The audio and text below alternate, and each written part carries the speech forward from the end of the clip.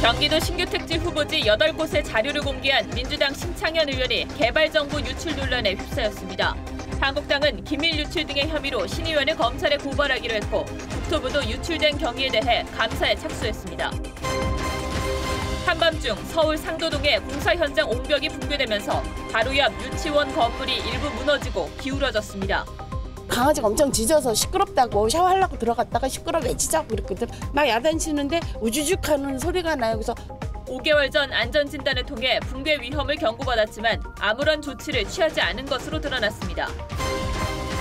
의료기기 영업사원이 대리 수술을 해 환자가 뇌사 상태에 빠지는 일이 벌어졌습니다. 의료기기 납품업체와 거래처인 병원과의 어떤 관계 유지를 위해서 병원 측은 범행을 숨기기 위해 진료 기록도 조작했습니다. 급식에서 나온 케이크를 먹고 식중독 증세를 보이는 환자가 갈수록 늘고 있습니다. 케이크를 만든 제조업체는 정부의 안전인증, 햅섭을 받은 것으로 드러났습니다. 미국이 북한 해커를 기소하고 이름과 얼굴도 공개했습니다.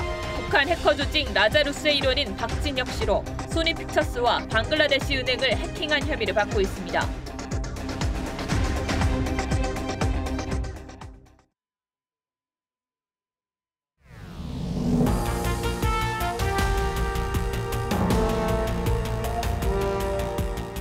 여러분 안녕하십니까? 뉴스9의 신동욱입니다. 더불어민주당 신창현 의원이 공개한 경기도 개발계획 후폭풍이 거세게 일고 있습니다. 문제가 커지자 신 의원은 어제 국회 건설교통위원직을 사퇴했습니다. 그러나 현지에서는 땅값이 벌써 들썩이는 등 부작용이 속출하면서 과연 이렇게 해도 되느냐는 비판 여론이 쏟아지고 있습니다. 신 의원은 더구나 토지주택공사의 대외비 문서를 거의 빼앗다시피 해서 그대로 공개했다는 주장까지 나오고 있어서 파문이 쉽게 가라앉을 것 같지 않습니다. 먼저 홍혜영 기자가 보도합니다. 지난 4일 더불어민주당 신창현 의원은 토지주택공사 LH의 과천이 포함된 신규 택지 개발 계획을 요구했습니다.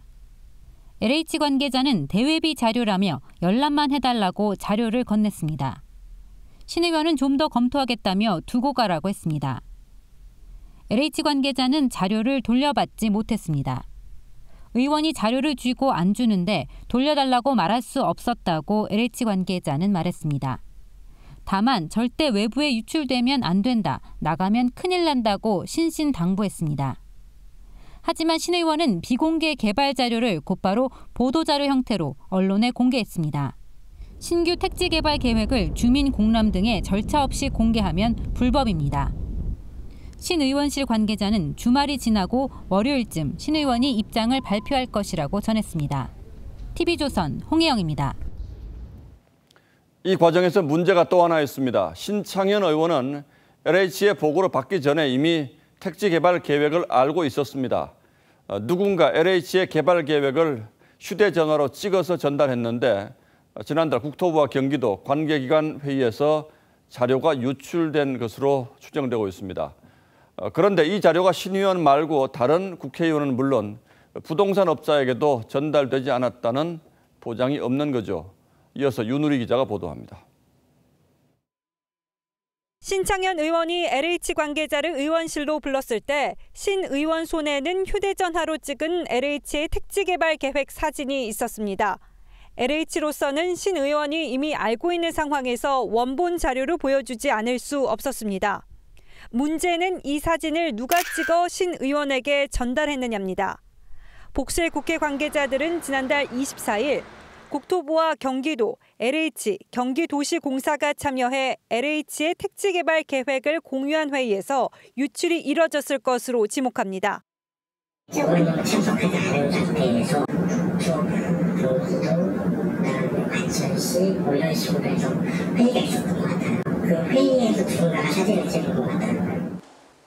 다만 유출자가 누군지는 알려지지 않았습니다. 경기도 공무원이나 경기도시공사 직원이 지목되지만 증거는 없습니다. 당사자는 비공식적 입수라고만 했을 뿐 사진 입수 경위를 설명하지 않았습니다. 유출자가 사적으로 신창현 의원에게 개발 정보를 제공했다면 다른 국회의원, 나아가 부동산 업자에게도 개발 정보를 제공하지 않았으리라는 보장이 없습니다. TV조선 윤우리입니다. 파문이 커지자 국토부는 개발 정보를 신창현 의원에게 넘긴 최초 유출자 조사에 착수했습니다. 민주당은 급히 어제 신창현 의원을 국토위원직에서 사임시켰지만 야당은 검찰 수사를 요구하고 있습니다. 보도에 주원진 기자입니다. 투기바람을 불러일으킬 수 있는 택지 조성 계획이 사전에 세어나간 사실이 확인되자 국토부는 유출자 조사에 들어갔습니다. 유출 과정에 불법 행위가 있었다면 개발 계획을 공개한 민주당 신창현 의원도 처벌받을 수 있습니다. 민주당은 서둘러 신 의원을 국토위원직에서 사임시켰습니다.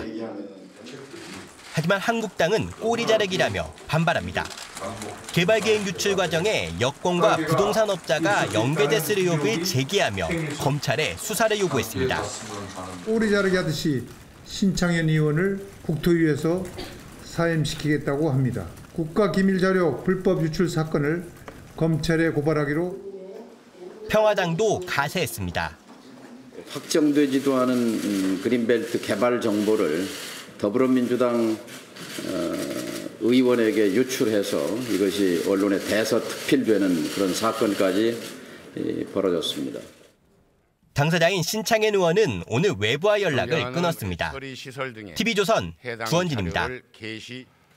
부동산 가격 안정을 위해서 정치권 일각에서 건설 원가를 공개해야 한다는 목소리가 나오고 있는데 경기도가 민간 건설업체와 공동 분양한 아파트의 건설 원가를 공개했습니다. 민간 업체들은 영업 활동이 위축될 수 있다고 우려한 반면 시민단체는 가격 거품이 많다고 문제를 제기했습니다. 보도에 김성돈 기자입니다. 평택 고덕 신도시의 한 아파트 공사 현장입니다.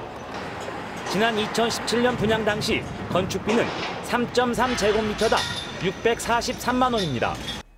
경기도시공사가 공개한 건설 원가는 552만 원. 경실련은 건축비의 26%가 거품이라고 주장했습니다. 경기도시공사는 설계와 감리비 등 부대 비용이 포함되지 않아 차이가 났다고 설명했습니다. 간접비가 빠진 게 사실이라면 경기도시공사에서 간접비 내역을 공개해 주신다면 오해라면 오해가 좀 풀릴 수 있지 않을까. 경기도는 오늘 동탄과 다산 신도시 등 민간업체와 공동 분양한 아파트 단지 5곳의 건설 원가를 공개했습니다. 사업비 총액과 설계 내역서 등 5개 항목을 공개했습니다.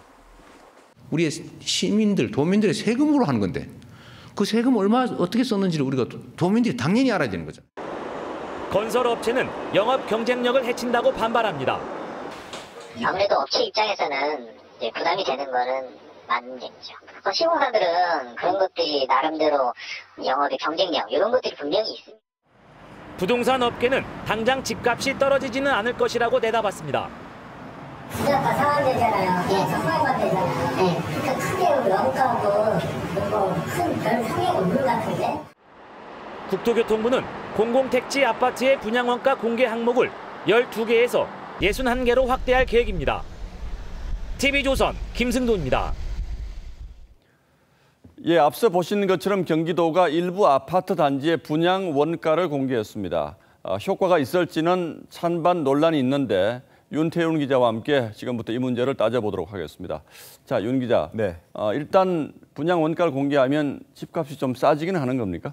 이 분양 원가 공개를 찬성하는 측의 논리대로라면 가능은 합니다. 예. 일단 그들의 주장은 건설사가 입찰할 때 제시한 원가 계산서대로 분양가를 책정해야 하는데 이 건설사들이 준공 시기에 예상되는 집값 상승치를 반영해서 기존 계산서보다 분양가를 높게 책정한다는 겁니다. 이 때문에 원가를 공개해서 원가가 빤히 보인다면 건설사들은 분양가를 낮출 수밖에 없게 되고 그러면 집값도 같이 내려갈 것이라고 보는 겁니다. 예. 또 우리는 현재 선분양 제도를 도입하고 있습니다. 실물 집을 보지 못하고 계약을 하는 건데 때문에 더욱더 투명하게 분양 원가를 공개해야 한다는 주장입니다. 그 얘기를 듣고 보니까 그럴 것 같기도 한데 네. 반면 반대 의견도 만만치가 않죠. 그렇습니다. 팽팽하게 맞서고 있습니다. 주로 건설사들이 반대를 하는데 첫째로 이미 분양가 상한제로 제한을 받고 있다는 겁니다. 여기에 원가 공개까지 하면 이중으로 제재를 받는 셈이 된다는 주장이고요. 그리고 건설사도 이윤을 남겨야 하는 기업입니다. 때문에 국가가 개입해서 이윤을 줄여버리면 반대로 건설사들이 아파트를 덜 짓게 된다는 겁니다. 예. 결국 물량이 줄어들면 장기적으로 아파트 값이 혹은 집값이 더 뛸 수도 있지 않겠냐는 주장입니다. 그리고 또 하나 더 아파트를 짓더라도 건축비 절감 탓에 아파트 품질이 떨어질 수 있다는 그런 우려도 있습니다. 자유한국당도 기업 활동의 자유 등을 침해할 수 있는 이 우려가 있다는 이유로 공개를 반대하고 있습니다. 그런데 원가 공개라는 게 이번에 처음 나온 얘기는 아니죠? 네, 그렇습니다. 분양 원가 공개 요구는 집값 상승기에는 어김없이 등장을 했습니다. 공개가 처음 결정된 때가 지난 2007년 2월인데요. 이때는 61개 항목에 대해서 공개를 하라고 했습니다. 그렇다면 그 당시에는 이 원가 공개로 집값을 떨어뜨리는 효과가 좀 있었습니까? 당시에는 분양 원가 공개 조치로 분양가가 낮아지는 효과를 조금 보기는 했지만 주변 집값까지 끌어내는 효과는 거의 없었습니다. 또 공교롭게도 글로벌 금융위기까지 맞물리면서 시장 침체가 이어졌고 건설사들이 아파트 공급을 줄이는 현상까지 나타났습니다. 자, 그래서 2012년에 이렇게 분양도 잘 안 되는데 이거 하지 말자라면서 항목을 12개로 대폭 줄여버렸습니다. 그렇다면 결국 별 효과를 보지 못했다는 얘기인데 지금 원가 공개 얘기가 다시 나오는 건 왜 그렇습니까? 아무래도 집값을 잡는 가장 확실한 방법으로 보고 있는 겁니다. 김현미 장관은 시행령 개정을 통해서 분양 원가 공개 추진을 하는 방안을 검토하겠다고 말했습니다. 정동영 민주평화당 대표도 부동산 가격 폭등을 막기 위해서는 분양 원가 공개가 특효약이라고 지원했습니다. 자, 분양 원가를 투명하게 공개해야 한다는 시민단체 요구도 이어지고 있습니다. 예, 어쨌든 찬반 양론이 있으니까 좀 지켜봐야 되겠군요. 윤태훈 기자, 잘 들었습니다.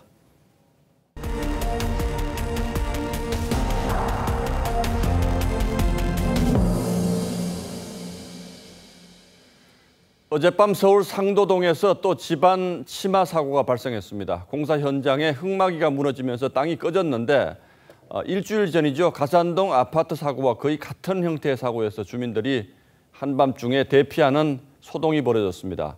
특히 사고 현장 옆 유치원 건물은 지금 제 뒤로 보시는 것처럼 복구가 불가능할 정도로 크게 기울고 부서졌습니다. 김주영 기자가 그 현장을 취재했습니다. 유치원 건물이 완전히 기울어져 아슬아슬하게 걸쳐 있습니다. 건물 벽면은 곳곳엔 금이 갔고 지붕의 태양광 패널은 종이장처럼 구겨졌습니다. 사고는 어젯밤 11시 반쯤 유치원 옆 빌라 공사 현장 흙막이가 무너지고 집안이 유실되면서 일어났습니다. 천둥 소리가 여러 차례 난 뒤 언덕 위에 있던 유치원 건물은 20도가량 기울어버렸습니다. 강아지가 엄청 짖어서 시끄럽다고 샤워하려고 들어갔다가 이렇게 기울어 가요. 이렇게 갔어요, 이미. 인명피해는 없었지만 주민 54명이 긴급 대피했습니다. 짱짱짱짱짱 소리가 한 10분이나 그런 넘게나. 잠이 와야 자지. 뜬 눈이야 골 아파 죽겠어. 사고가 난 곳은 원생 120명이 넘는 대형 유치원이었습니다. 수업 시간에 사고가 났다면 큰 혼란이 빚어지고 자칫 인명피해로도 이어질 수 있었습니다. 기울어진 건물 일부는 손상 정도가 커 철거가 불가피합니다. 토사가 더 밀려나지 않도록 응급복구를 우선 먼저 한 다음 건물 철거를 진행하도록 하겠습니다. 가산동 아파트 단지에 이어 일주일 만에 땅꺼짐 사고가 반복되며 시민들의 불안감이 커지고 있습니다. TV조선 김주영입니다. 이런 사고가 일어날 때마다 반복하는 지적입니다만 이번에도 안 할 수가 없게 됐습니다. 안전 불감증 또 인재로 보이는 정황이 속속 드러나고 있기 때문입니다. 전문가가 지난 3월부터 붕괴 위험을 경고했고 유치원에선 계속해서 이상한 조짐을 호소했지만 결국 사고가 날 때까지 막지 못했습니다. 이어서 성민혁 기자입니다. 지난 3월 유치원 옆 공사 착공 전의 모습입니다. 90도 가까이 언덕을 깎아냈고 그 끄트머리에 건물이 서 있습니다. 짙은 갈색의 집안은 부서지기 쉬운 편마암입니다. 당시 유치원의 의뢰로 조사를 벌인 이수곤 서울시립대 교수는 붕괴 위험성을 경고했습니다. 조사 제대로 안 하면 이거 무너지겠다. 그거를 제대로 하라고 제가 코멘트 써준 거예요. 의견서를 전달받은 동작구청은 건설업체에 보완을 지시했습니다. 이후 건설업체는 보완 조치를 했다면서도 유치원 측 방문엔 신경질적 반응을 보였습니다. 조합원들 다 데리고 와갖고 욕하면서 내가 뭔데 사유지를 하는데 너 목을 뭐 가만히 안 둔다는 거죠. 공사는 계속되며 불안은 커졌습니다. 유치원 측은 지난 5월 별도의 구조 안전진단 용역을 맡겼고 지난달 22일 3차 계측에서 이상 징후가 발견됐습니다. 그리고 지난 5일에서야 유치원과 교육청, 안전진단업체 등이 대책회의를 열었습니다. 하지만 이번엔 구청이 일정 조율이 어렵다며 불참했습니다. 경찰은 건설업체가 안전 의무를 소홀히 하지 않았는지 등을 확인하기 위해 내사에 착수했고 국토부는 이제서야 공사 중지 명령을 내렸습니다. TV조선 성민혁입니다. 예, 보신 것처럼 한쪽에 심하게 기울어서 붕괴 위험이 있는 유치원 건물의 이 추가 붕괴 가능성 때문에 주민들이 지금 긴장하고 있습니다. 붕괴 사고 현장 연결해 보겠습니다. 장혁수 기자, 지금 밤이 상당히 늦었는데 복구 작업은 얼마나 진행됐습니까? 네, 오후 2시부터 시작된 복구 작업은 지금도 계속되고 있습니다. 건물이 위태위태하게 기울어 있는 상황이라 흙을 쌓아 추가 붕괴를 막는 긴급 작업은 밤새 진행됩니다. 구청 측은 급격한 추가 붕괴는 없을 것이라고 밝혔지만 주민들 불안은 가시지 않고 있습니다. 유치원 원안은 모두 122명입니다. 종일반 58명은 오는 월요일부터, 반일반 64명은 열흘 뒤인 17일부터 상도초등학교 돌봄교실에 수용됩니다. 맞벌이 학부모들은 걱정이 산더미입니다. 출근하지 못하고 아이 때문에 걱정이 돼서 한번 와본 거고 앞으로 또 아이를 어디로 맡겨야 될지 좀 걱정이 되고 고민도 되는 상황입니다. 네. 상도초등학교 학부모들도 불만을 터뜨립니다. 학교 주변이 차도와 인도 구분이 없는 1차로 도로인데요. 복구 작업이 이루어지는 동안 이 좁은 도로로 덤프트럭이 하루 수십 대씩 드나들게 되기 때문에 아이들 통학길 안전도 우려되는 상황입니다. 워낙 재건축이 많은 동네고 오래된 동네이다 보니까 다른 곳에 벌어지지 않을까 그게 제일 걱정스럽습니다. 복구 작업은 일주일에서 열흘까지 걸릴 예정입니다. 지금까지 상도동 유치원 붕괴 현장에서 TV조선 장혁수입니다. 네, 다음 뉴스입니다. 황당하면서도 화가 나는 일이 부산의 한 병원에서 벌어졌습니다. 어깨 수술을 받은 환자가 넉 달째 의식을 찾지 못하고 있는데요. 알고 보니 의사가 아닌 의료기기 영업사원이 수술을 했습니다. 병원 측은 이 사실을 숨기려고 진료 기록도 조작했습니다. 하동원 기자입니다. 부산의 한 정형외과입니다. 한 남성이 수술실로 들어갑니다. 의료기기 영업사원인 36살 B씨입니다. 1분 뒤 환자도 수술실에 도착합니다. 수술을 시작한 지 30분 뒤에 나타난 의사 46살 A씨는 18분 만에 다시 수술실을 나옵니다. 경찰 조사 결과 의사 대신 영업사원 B씨가 환자 어깨를 수술했습니다. 의사 A씨는 외래 진료 때문에 바빠 대리 수술을 시켰다고 진술했습니다. 지금 철수해줘야 되는 알아서요. A씨는 전신 마취도 간호사에게 떠넘겼습니다. 대리 수술을 받은 환자는 심정지로 뇌사 상태에 빠져 넉 달 가까이 의식을 찾지 못하고 있습니다. 기분이 이상하죠. 근데 안 오죠. 못 오죠. 안 오는 것보다. 병원 측은 수술 동의서에 환자 서명을 위조했습니다. 의사가 수술한 것처럼 진료 기록도 조작했습니다. 의료기기 납품업체와 거래처인 병원과의 어떤 관계 유지를 위해서 대리 수술을 행했던 걸로 보고 있습니다. 경찰은 영업사원 B씨가 수술실에 모두 9차례 들어간 정황을 포착하고 추가 대리 수술 여부를 조사하고 있습니다. TV조선 하동훈입니다. 서울 세브란스 병원에서는 한밤중에 수십 명이 대피하는 소동이 벌어졌습니다. 헬륨가스가 누출됐는데 이 연기를 화재로 오인한 겁니다. 헬륨가스는 인체에 무해해서 인명피해는 없었습니다만 환자들은 놀란 가슴을 쓸어내렸습니다. 조정린 기자입니다.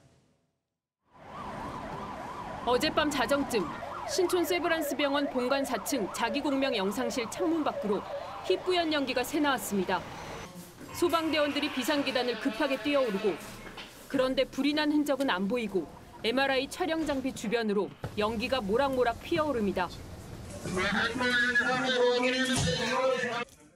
MRI 장비 교체 작업을 하다 헬륨가스가 누출되며 연기가 발생한 것. 화재로 생각한 시민이 119에 신고했습니다. 부품 교체 중에 안전밸브가 작동하여 헬륨가스가 건물 외부로 누출된 거예요. 연기가 확 나니까 그냥 화재로 해가지고 제가 5인 신고. 연기를 화재로 착각한 환자와 시민 등 수십 명은 병원 밖으로 대피했습니다. 놀란 환자들은 링거를 꽂은 채 뛰쳐나왔습니다. 괜찮다고 안심하시라고 2번이나 전화 아니 항상 나왔어요. 여기가 2년 전에 헬륨가스는 독성이 없어 인명 피해는 없었지만 환자들은 지난 2월 세브란스 병원 화재 등 일련의 사고를 떠올리며 놀란 가슴을 쓸어내렸습니다. 환자들 입장에서 뭔가 이렇게 가스가 새어나고 불안한 것처럼 느껴져가지고 냄새가 나니까 소방차가 오니까 사람들이 그렇게 그냥 나오는. 한밤중의 혼란은 소방관들이 철수하기까지 1시간가량 이어졌습니다. TV조선 조정른입니다. 급식으로 제공된 케이크를 먹고 식중독 증세를 보이는 환자가 급속도로 늘어 2,000명을 훌쩍 넘겼습니다. 그런데 이 케이크를 만든 제조업체는 정부의 위생 인증, 햅섭을 받은 것으로 드러났습니다. 식품안전관리부실을 보여주는 대목입니다. 신은석 기자입니다. 울산의 한 고등학교. 급식이 중단됐습니다. 지난 3일 디저트로 나온 초코 케이크를 먹은 학생 9명이 식중독 의심 증상을 보였기 때문입니다. 사실 아침부터 아파가지고 한 반에? 네, 저희 반은 또 반 정도는. 오늘은 안시하게 시킬 거예요. 식중독 의심 환자 수는 오후 6시 기준으로 2,112명으로 급증했습니다. 전국 52곳 급식소에서 발병한 건데 문제가 된 케이크는 189곳의 학교와 유치원 등에 납품됐습니다. 환자가 더 늘어날 수 있습니다. 살모넬라 균 자체가 잠복기가 있기 때문에 추가 환자 발생 여부를 체크해 보도록 하겠습니다. 식약처는 제조업체를 조사한 결과 케이크 원료와 완제품에서 살모넬라균이 검출됐다고 밝혔습니다. 이 업체는 2년 전 정부가 위생 안전을 보증하는 햅섭 인증을 받았습니다. 하지만 그 이후에는 관리가 이루어지지 않았습니다. 작년에 플라스 장사가지고 좀 몇 달 동안 회계 관리가 하지 못해서 한 6개월 이상 못했습니다. 식재료가 문제인지 아니면 조리장의 위생이 문제인지 이동하는 과정에서의 문제인지가 밝혀지지 않았습니다. 유통을 맡고 있는 풀무원 푸드머스는 역학조사에 적극 협조하겠다며 공식 사과문을 냈습니다. 풀무원 측은 식약처의 최종 조사 결과가 나오는 대로 종합 대책을 내놓기로 했습니다. TV조선 신은서입니다. 오늘 오후 인천의 한 도색업체에서 큰 불이 났습니다. 강풍을 타고 번진 불은 공장 10개 동을 태웠는데요. 소방관 1명이 다쳤지만 추가 인명피해는 없었습니다. 강석 기자입니다. 공장 전체가 시뻘건 불길에 휩싸였습니다. 폭발음까지 들립니다. 헬기가 연신 물을 뿌려도 불길이 잦아들지 않습니다. 샌드위치 패널로 만든 공장은 맥없이 무너졌습니다. 공장 일대는 시커먼 연기로 뒤덮였습니다. 나 진짜 한참 올라갔죠, 연기가. 한 500m, 1km는 올라갔겠죠, 저쪽 끝에서. 오늘 낮 3시 14분쯤 인천의 한 도색업체 가구 창고에서 불이 났습니다. 인근 공장 직원들이 초기 진화를 시도했지만 역부족이었습니다. 창문에서 불이 솟아올라서 이제 안 되겠다 싶어서 이제 사무실이나 현장 같은 데 가서 소화기를 다 들고서 다 투입이 됐는데 안 되더라고요. 이 건물에서 시작된 불은 강한 바람을 타고 인근 창고로 옮겨 붙었습니다.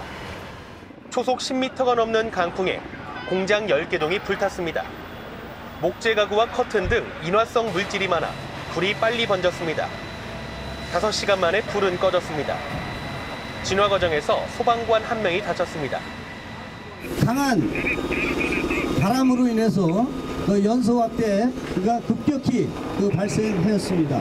부상 1명으로 경상자 1명입니다. 경상자는 소방공무원입니다. 공장 직원들은 모두 무사히 대피했습니다. 소방당국은 정확한 화재 원인을 조사할 계획입니다. TV조선 강석입니다.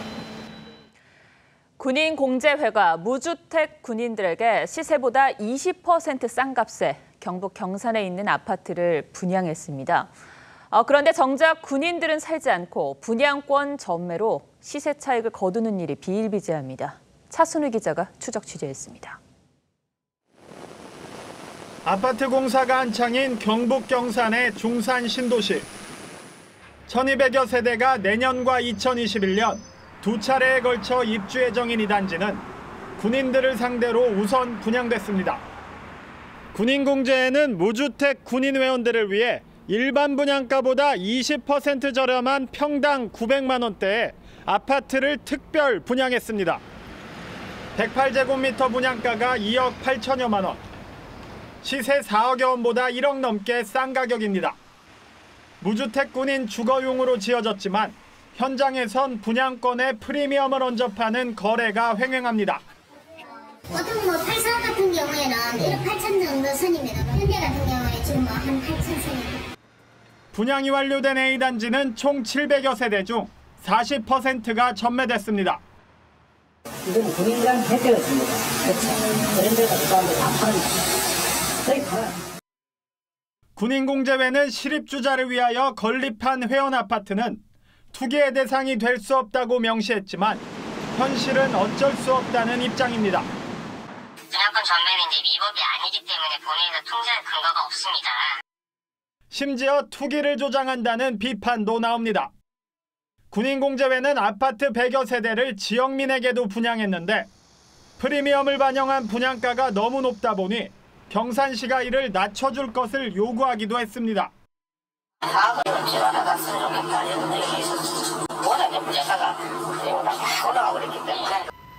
이 같은 군인 우선 분양은 최근 2년 새 오산과 천안 등지에서도 이뤄졌습니다.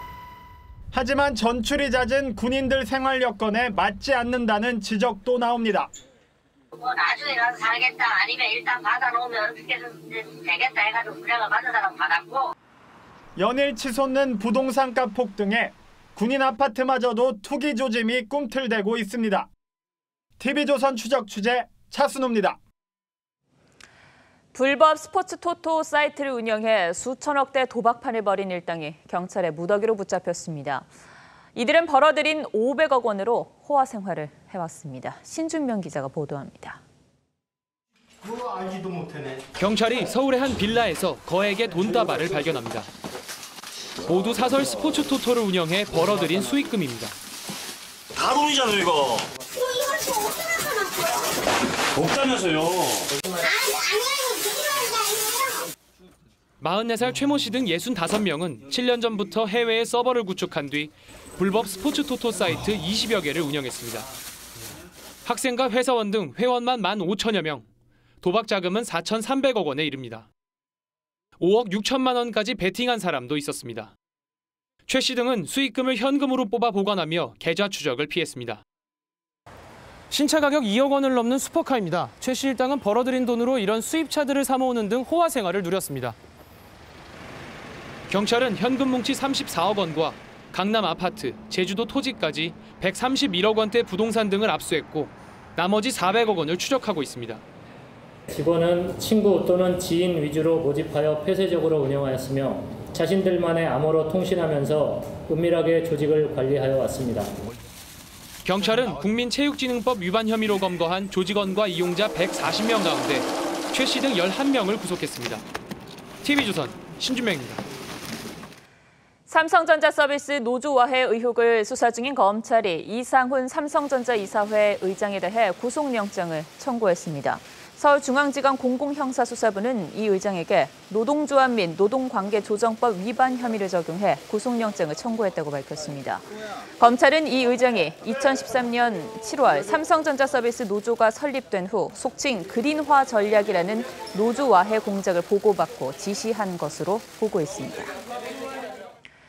자율형 사립학교인 서울 대성고등학교가 일반고 전환이 확정됐습니다.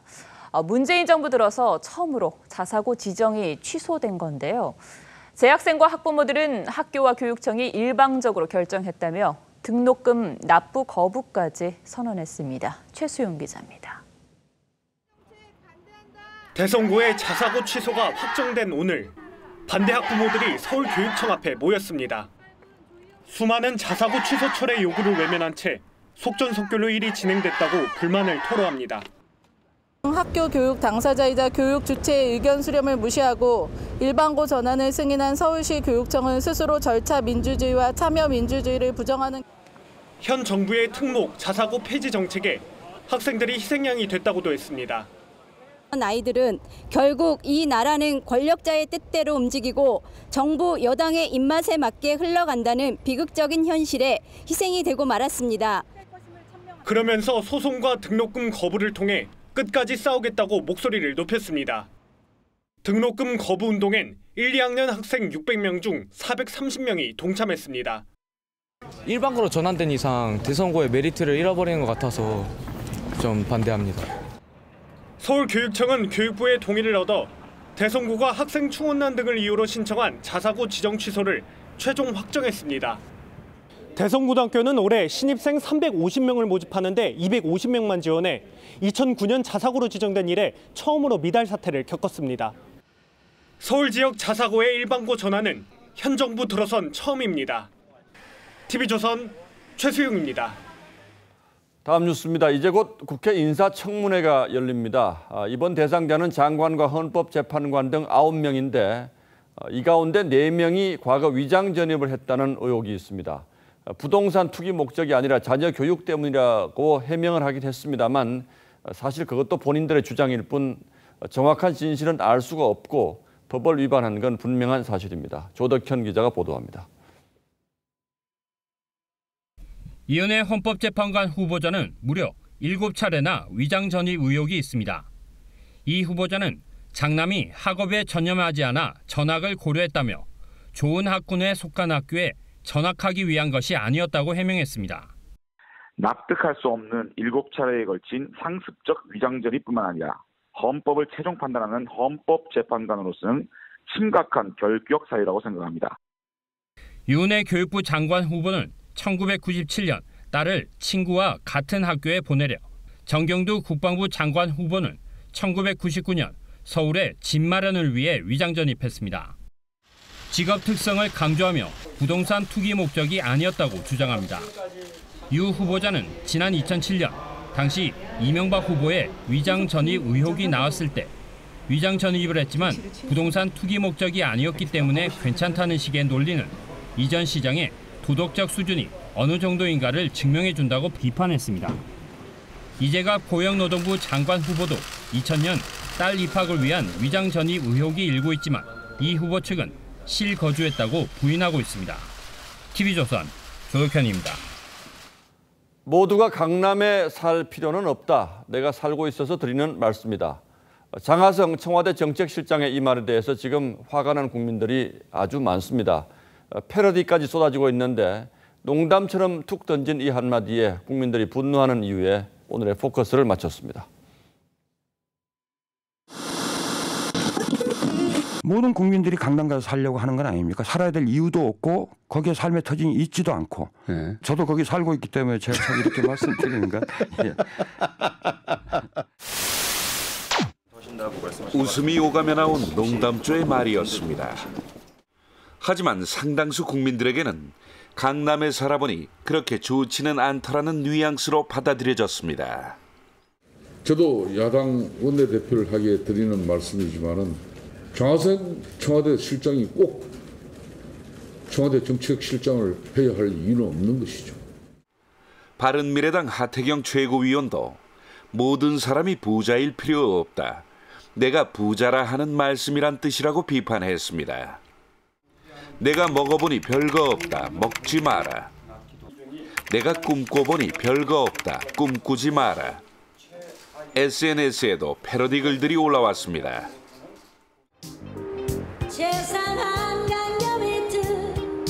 강남은 원래 1970년대만 해도 논밭이 전부인 허허벌판이었습니다.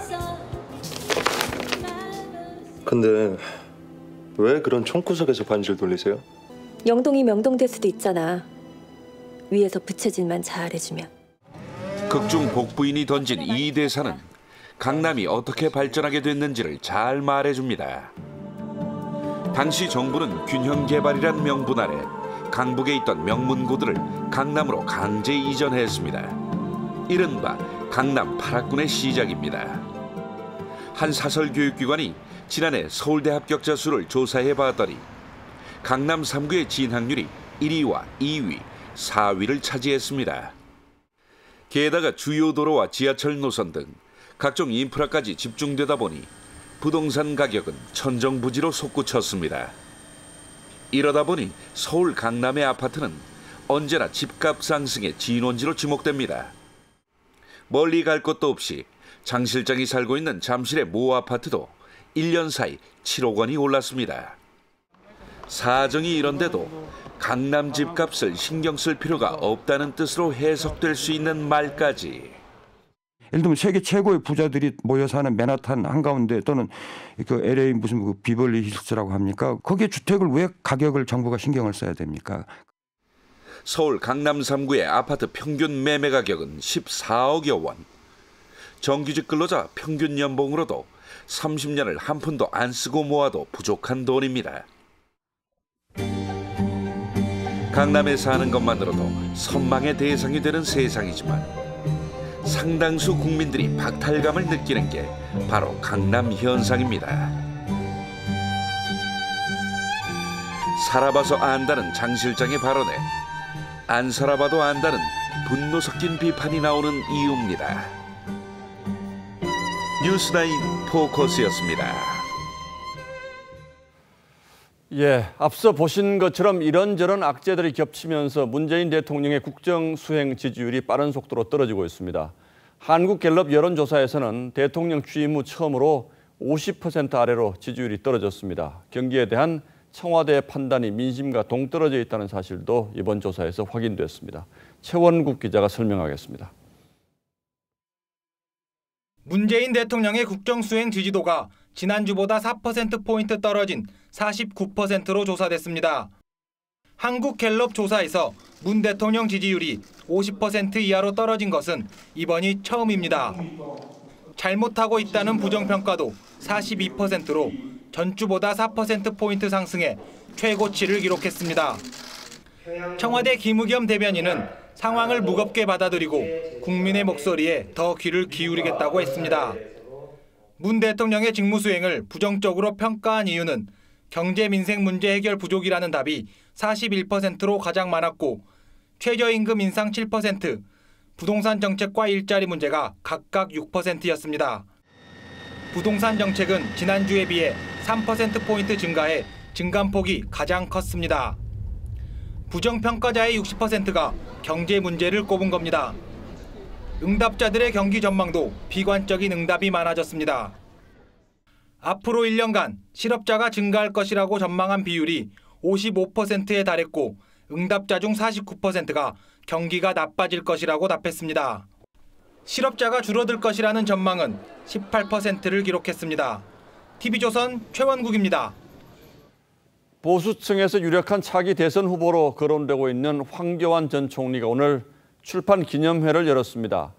다음 대권에 도전하겠느냐는 질문에 즉답을 피하기는 했습니다만 정치활동 재개의 신호탄으로 보는 시각이 많습니다. 김미선 기자가 다녀왔습니다.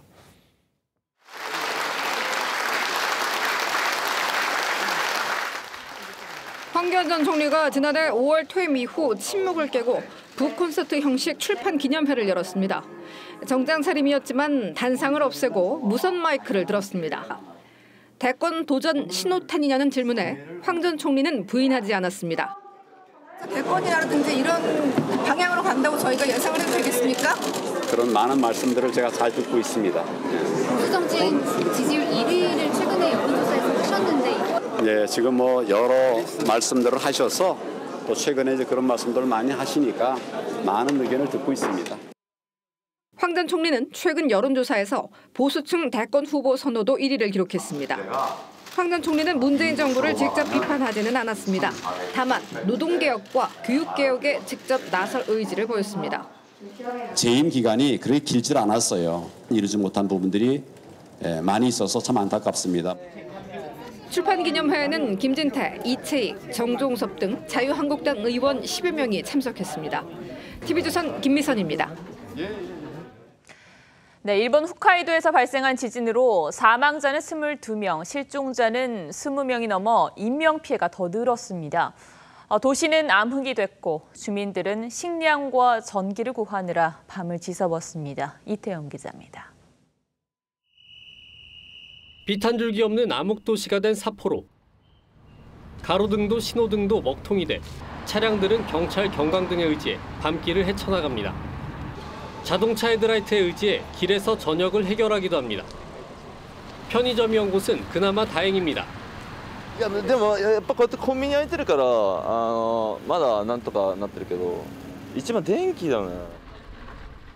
날이 밝았지만 주민들은 불 꺼진 편의점에서 식량을 찾아야 했습니다. まだ物が入ってこないので店がやっぱ機能しないっていうのが一番きついですよね. 관광객이 북적이던 삿포로의 랜드마크 TV타워도 전력 공급이 끊겼고 전기가 들어오는 곳엔 휴대전화를 충전하려는 사람들로 북새통입니다. 홋카이도 강진으로 숨지거나 실종된 사람은 40명. 우리 국민 500명도 총영사관에서 마련한 대피소로 이동해 불안한 밤을 보내야 했습니다. 일본 정부는 오늘 안에 전력 공급을 80% 수준으로 끌어올리겠다고 밝혔습니다. TV조선 이태영입니다. 미국이 북한의 사이버 공격에 대해 처음으로 제재를 단행했습니다. 특히 범행을 저지른 북한 해커를 기소했고 얼굴과 이름까지 공개했습니다. 권은영 기자입니다.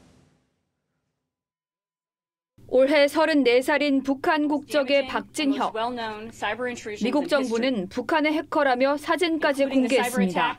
2014년 북한 지도자 암살을 소재로 한 코미디 영화를 배급한 소니 픽처스의 컴퓨터를 해킹했고 8,100만 달러를 빼낸 방글라데시 중앙은행 해킹 사건과 전 세계 23만 대의 컴퓨터를 감염시킨 워너크라이 랜섬웨어 공격과 연루됐다는 겁니다. We have unsealed criminal charges against a North Korean computer programmer for participating in a conspiracy that conducted sophisticated cyber attacks around the world on behalf of the North Korean government. 미 수사당국은 박 씨가 북한의 대표적인 해커 조직인 나자루스의 멤버라고 밝혔습니다. 이메일 1,000개 등을 압수해 단서를 찾았는데 드러난 혐의만으로도 최고 25년형을 받을 수 있다고 덧붙였습니다. The 172-page affidavit details evidence that clearly demonstrates that the North Korean subjects, backed by their government, were responsible for these crimes. 미국은 현지 시간 6일 박 씨를 기소하고 박 씨가 근무한 위장회사 조선 엑스포도 제재하기로 했습니다. 미국이 북한 사이버 공격에 대해 제재하기는 이번이 처음. 북한의 실질적인 비핵화 조치가 있을 때까지 대북 제재를 지속하겠다는 메시지로도 풀이됩니다. TV조선 권은영입니다. 미국 현직 고위 관료가 익명으로 기고한 칼럼이 미 정가를 뒤흔들고 있습니다. 트럼프 대통령은 반역이라고 분노했고 기고자 색출에도 나섰습니다. 대통령 측근들은 자신은 아니라고 앞다퉈서 해명하는 웃지 못할 일도 벌어지고 있습니다. 유지연 기자입니다. 트럼프 임기 초 내각이 대통령직 박탈을 검토했다. 충동적인 대통령과 그를 막으려는 어른들로 행정부는 투트랙으로 굴러간다. 충격적 내용의 뉴욕타임스 익명 칼럼 기고자로 줄잡아 10수명이 후보로 거론됩니다. 펜스 부통령과 폼페이오 국무장관, 볼턴 보좌관, 켈리 비서실장 등 트럼프의 최측근은 물론 딸 이방카와 멜라니아 여사 등 가족까지 총망라합니다. 백악관이 기고자 색출에 나서자 폼페이오 장관은 난 아니라고 선을 그었고 샌더스 대변인은 뉴욕타임스에 물어보라고 날을 세웠습니다. 멜라니아 여사도 성명을 통해 숨지 말고 직접 얘기하라고 비난했고 펜스 부통령도 가세했습니다. Anyone who would write an anonymous editorial smearing this president who's provided extraordinary leadership for this country should not be working for this administration. 트럼프 대통령은 반역이라며 연일 분노했습니다. When the Times should never have done that because really what they've done is virtually, it's treason. 하지만 야당에선 대통령 탄핵 주장까지 나오면서 11월 중간 선거를 앞둔 트럼프 대통령이 최대 고비를 맞고 있습니다. TV조선 유지현입니다. 올해 준우승만 2번 차지한 타이거 우즈가 BMW 챔피언십에서 19년 만에 1라운드 최저타를 기록하며 전성기 때 활약을 펼쳤습니다. 그동안 고전했던 퍼팅도 완벽했습니다. 이다솜 기자입니다. 파4 18번 홀, 타이거 우즈의 두 번째 샷이 홀과 1m 거리에 떨어지자 구름 갤러리가 환호합니다. 6m 거리의 퍼팅도 문제 없습니다. BMW 챔피언십 첫날 절정의 샷감을 보여준 우즈. 이글 1개와 버디 7개 등 8언더파 62타로 로리 맥킬로이와 공동 선두에 올랐습니다. 1라운드 62타는 1999년 바이런 넬슨에서 기록했던 61타 이후 최저타입니다. 고전했던 퍼팅도 날카로움을 되찾았습니다. 27개로 퍼트 수를 맞췄는데 홀당 평균 1.5개를 기록, 그야말로 짠물 퍼팅을 보여줬습니다. 이번 시즌 준우승을 차지했던 PGA 챔피언십과 발스파 챔피언십 때와 비교해도 한 수 위의 정교함입니다. Now I'm just trying to make birdies. You know, I gave myself good looks. I hit good putts. They just didn't go in, which is fine. And I can accept that if I hit good putts on my line. 반달형과 일자형 퍼터를 번갈아 쓰며 고민했던 우즈는 오늘 전성기 시절 사용했던 브랜드의 일자형 퍼터를 쓰며 예전의 모습으로 회귀했습니다. 호랑이의 이빨을 드러내며 복귀에 성공한 우즈. 이번 대회에서 날카로운 발톱까지 보이며 꿈의 통산 80승 기회를 잡았습니다. TV조선 이다솜입니다.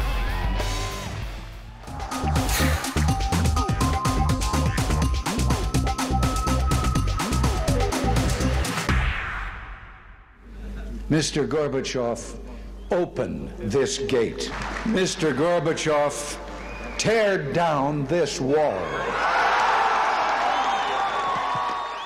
예, 레이건 대통령이 베를린 브란덴부르크 문에서 한 역사적 명연설 2년 뒤 베를린 장벽은 무너졌습니다. 그리고 공산주의의 몰락이 시작됐죠. 하지만 할리우드의 B급 배우 출신 레이건 대통령은 그리 명석한 편은 아니었습니다. 백악관 회의에서 어려운 정책 이야기가 나오면 이렇게 종이에 낙서를 하곤 했습니다. 느닷없이 이 레이건 대통령 얘기를 꺼내는 건 트럼프 대통령에 대한 참모들의 폭로가 갈수록 태산이기 때문입니다. 워터게이트 특종으로 유명한 밥 우드워드의 책 공포가 워싱턴 정가를 발칵 뒤집어 놓은 데 이어서 이름을 밝히지 않은 고위 관료 누군가가 뉴욕타임스에 충격적인 글을 보냈습니다. 강요들이 트럼프를 퇴진시킬 궁리를 했다는 거죠. 트럼프의 지적 능력에 대한 폭로도 잇따르고 있지만 앞서 언급한 레이건이 미 역사상 가장 위대한 대통령의 한 명으로 기억되는 것만 보더라도 대통령의 자질에서 지적 능력은 극히 일부분일 뿐입니다. 문제는 성격과 사람됨일 겁니다. 뉴욕타임스 기고는 트럼프가 충동적이며 적대적이며 째째하다고 했습니다. 우리 입장에서 보면 아찔한 폭로도 있습니다. 트럼프가 한미 FTA 폐기 서명을 하려고 준비해둔 서한을 참모가 발견하고 깜짝 놀라 없애버렸다고 합니다. 그런데 정작 트럼프는 이 서한이 없어진 줄도 모르고 있더라는 겁니다. 그만큼 충동적이고 즉흥적이라는 얘기입니다. 오늘은 트럼프가 한국에서 사드를 빼내 미국 서해안에 갖다 놓으려 했다는 보도도 나왔습니다. 트럼프의 철학은 아메리카 퍼스트, 즉 미국 우선주의입니다. 하지만 지금 벌어지고 있는 이 일들을 보면 그가 생각하는 미국의 이익이 과연 뭔지조차 혼란스러울 지경입니다. 트럼프의 손에 맡겨진 북한 비핵화의 미래도 그래서 불안하기 짝이 없습니다. 시인 월트 휘트먼은 미국이여 내가 인류를 위해 저어가느니 나는 너를 위해 노저마라고 예찬했습니다. 하지만 지금 미국을 이끄는 선장은 단순한 위험 요인이 아니라 공포의 대상이 돼가는 듯합니다. 9월 7일 앵커의 시선은 트럼프 공포증이었습니다.